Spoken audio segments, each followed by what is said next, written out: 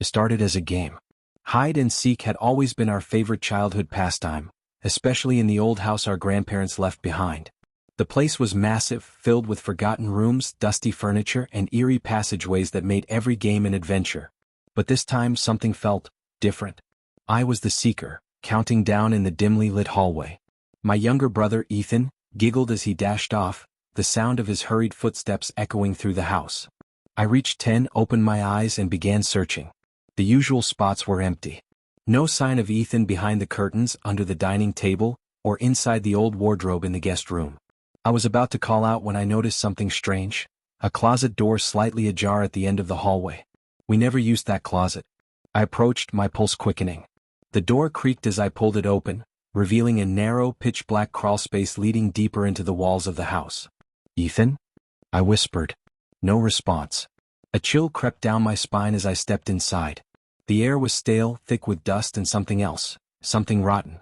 My fingers brushed against the wooden walls as I moved forward, the darkness swallowing me whole. Then I heard breathing.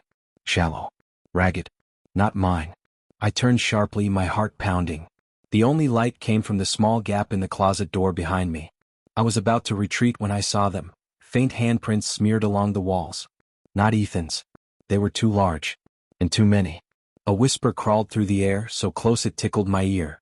"You shouldn't be here." I ran. Bursting out of the closet, I slammed the door shut, my breath coming in panicked gasps.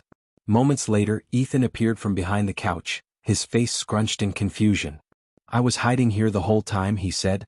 My stomach dropped. If Ethan had never gone into that closet, then who, or what, had been in there with me? The hidden passage. I didn't sleep that night. Every time I closed my eyes, I heard the whisper replaying in my head. "You shouldn't be here." The next morning, I decided to check the closet again.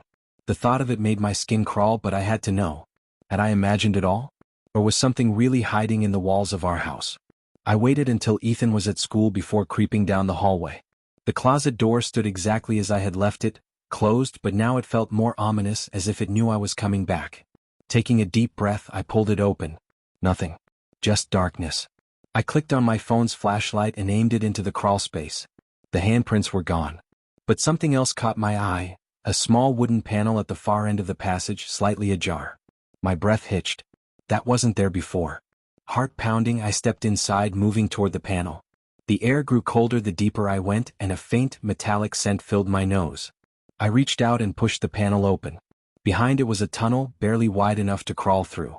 The walls were lined with old, faded wallpaper, the kind that belonged in a different time. My flashlight flickered as I moved forward, the floor creaking beneath me. Then I saw them. Photographs. Taped along the walls, dozens of them. Faces staring back at me. Some were black and white, others in faded color, but all of them had one thing in common. They were children. And every single one was smiling. A chill shot through my body. I stepped closer, my fingers trembling as I reached for the nearest photo. The moment I touched it, a sound echoed through the tunnel. Soft, shuffling footsteps. I spun around, my flashlight beam shaking.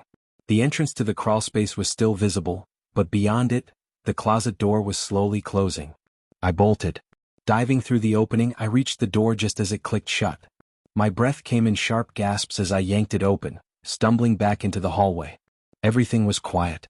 The crawlspace stood empty, the panel sealed shut. But when I looked down, my stomach turned.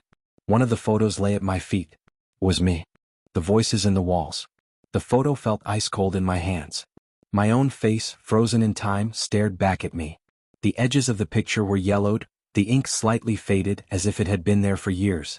But that wasn't possible, was it? I shoved the picture into my pocket, my hands trembling.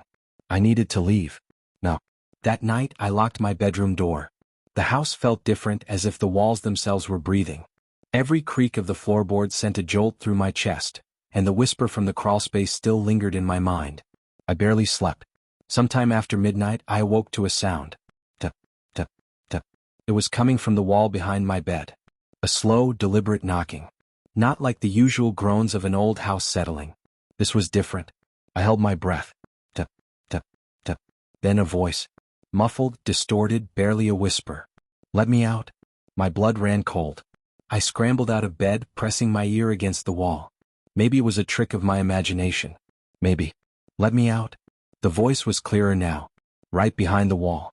My breath came in shallow gasps as I stepped back. No, this couldn't be real. Then the knocking started again. And this time it was coming from inside my closet. To be continued.